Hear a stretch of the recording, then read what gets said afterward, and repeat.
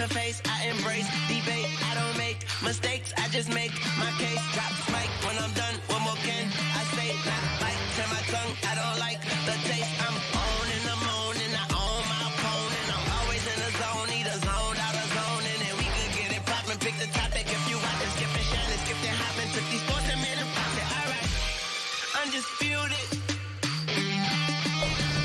Welcome to Undisputed. We are live from LA. I'm Jenny Taft here with Skip Bayless.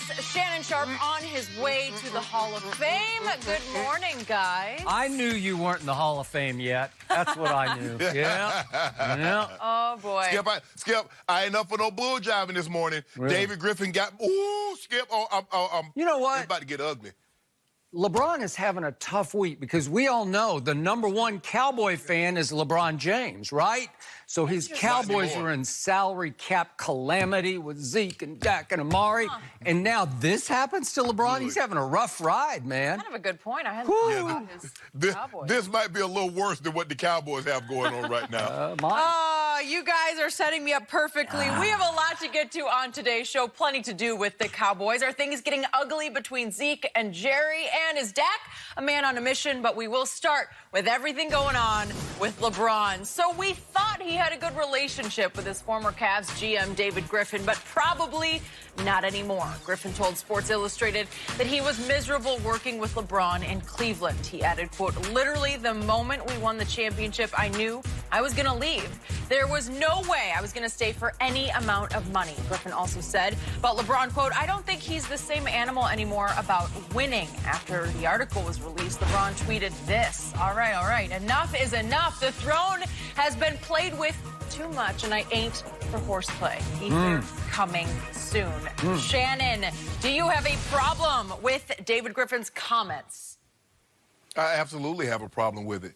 And Skip, we know David Griffin is telling a bold-faced lie.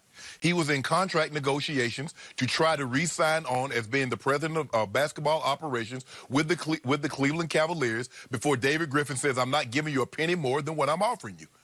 And then he took his name out of the running. So for him to say he was not coming back for any amount of money is a lie. And Skip, you know that is a lie because it went up to the 18th hour before he finally walked away because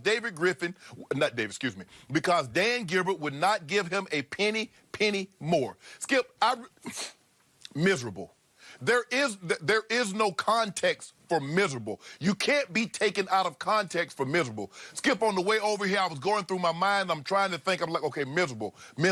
Does it mean what I think it means? Skip, and I got a couple of definitions. It says being in a pitiable state, causing extreme discomfort or unhappiness. Skip, I did not know that. Goes beyond. That's news to me. Skip.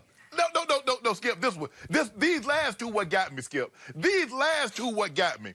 Goes way beyond sad. Absolutely awful.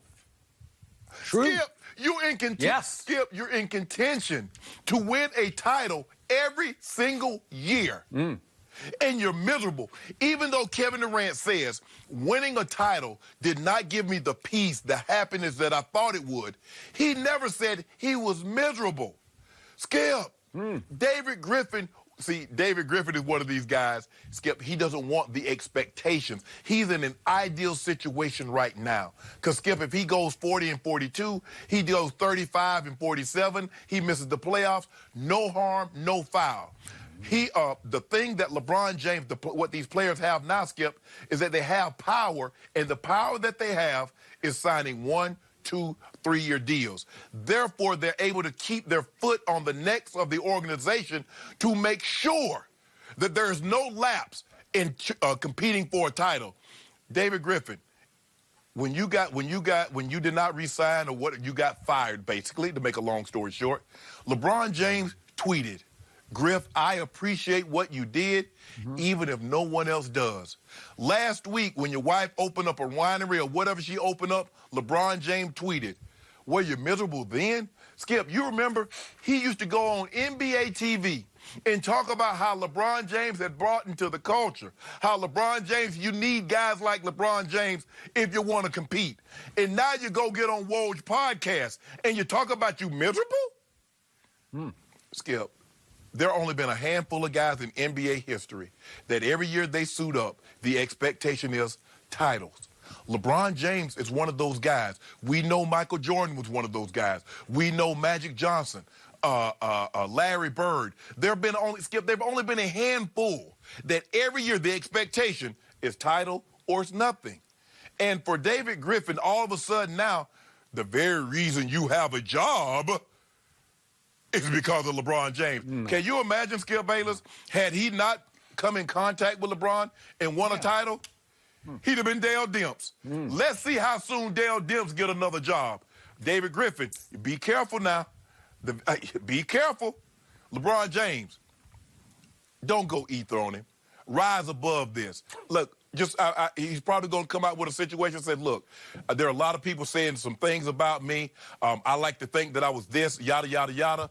But don't worry about it.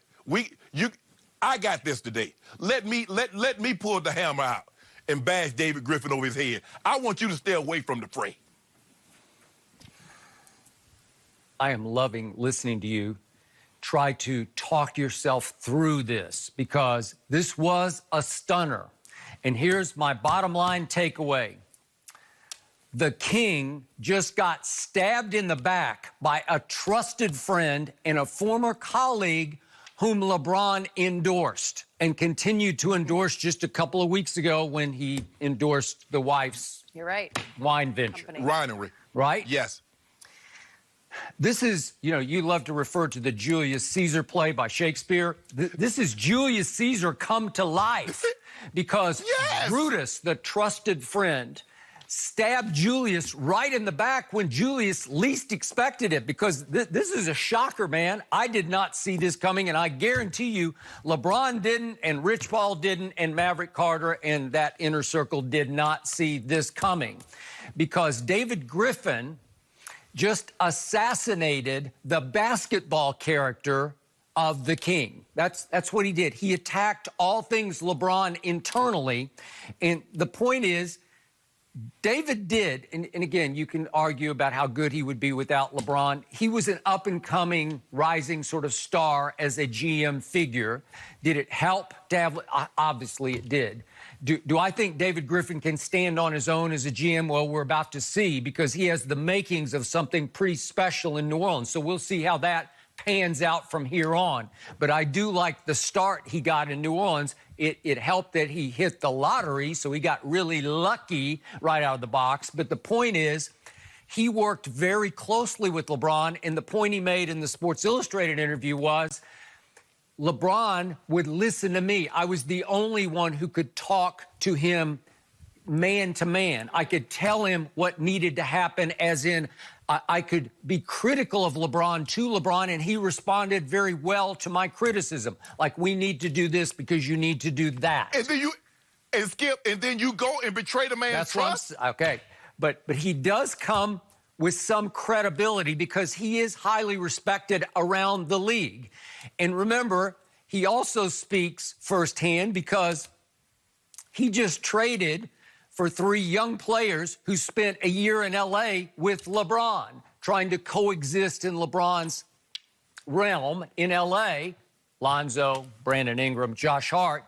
So you know and I know that David Griffin has heard the stories from those 3 young Lakers about how hard it was to coexist in LeBron's altitude last year in L.A.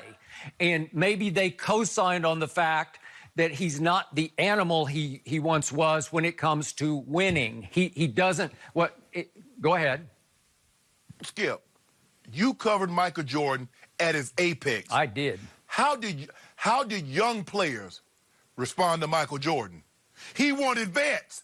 He didn't deal with no young players. There were no young players playing heavy minutes with Michael Jordan. Well, LeBron accepted this. He came here for what? And what did I tell you? I told you from the start he was chasing Michael B. Jordan more than Michael Jordan because he came here in part for Hollywood. And that's what David's saying is he achieved his ultimate goal in Cleveland, in home area, Akron, obviously, and there was nothing left. And LeBron has talked about, well, I've done everything I really wanted to do. Whatever I do in L.A. would be icing on the cake. So LeBron has pretty much validated that premise.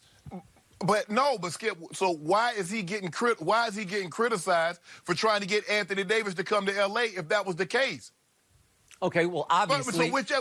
Okay, well, he did need some help, but that brings up the other irony to the David Griffin nuclear blast, because between the lines, this is also a parting shot at the player who desperately wanted out of New Orleans to get to LeBron. And David Griffin is basically saying to Anthony, be careful what you wish for. You're going to find how dangerously hard it is to coexist with LeBron, especially as his co-star. And the point was, LeBron wants all the credit and none of the blame. What have I been saying for years? I've been telling you that. I've been telling you all this. That's not true.